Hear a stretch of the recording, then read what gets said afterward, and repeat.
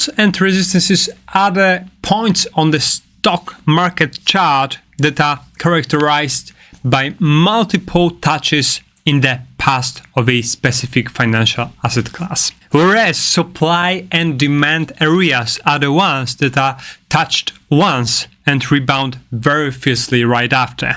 How to identify them and use it in your favor? That's Wall Street Station channel, and that's the educational episode especially made for you.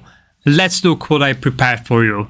So many of stock market traders are familiar already with those concepts of supports and resistances that are the lines that have in common the one point which from the price is reversing.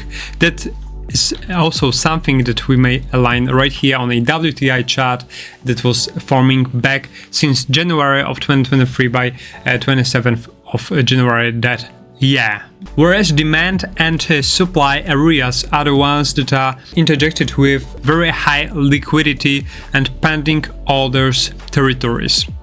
So normally the demand zone, the demand area, is the one that is located above the price of a possible support and is symbolizing a very strong interest in buying the financial asset. And that normally is formed when those institutional traders haven't really fulfilled their pending orders entirely. That's why there is a still very strong demand within these areas. So demand areas are where this large buying pressure should be located, and the price will supposedly advance right after reaching this barrier. So let's look at an example on oil. Oil right back in December of 2022 has formed a very strong rebound formation, juxtaposed with two engulfing candlesticks patterns. Whenever you're finding such a congestion formed by a very strong rebound pattern that led to a strict and rapid advance, it means that normally in the next few weeks or months, whenever this order block has been reached and touched from the upside, it would strictly result in another rebound right forward.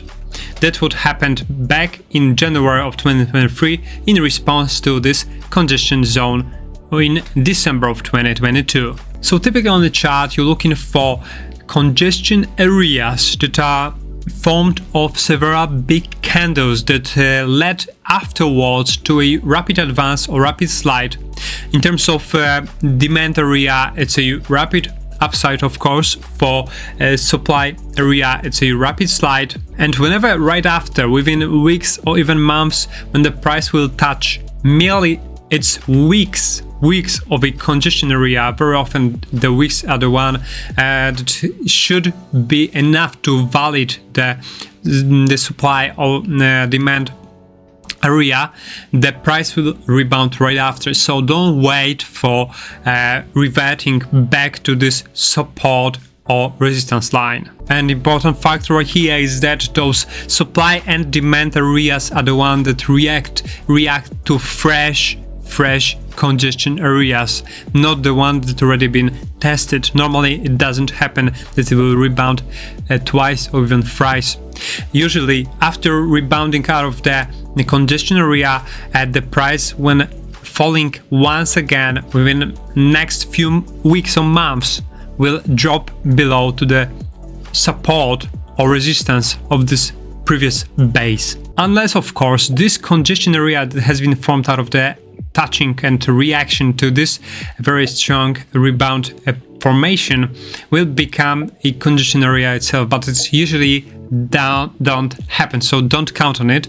But it may be useful, come in handy as a support this time, and that's what happened right after on a oil chart.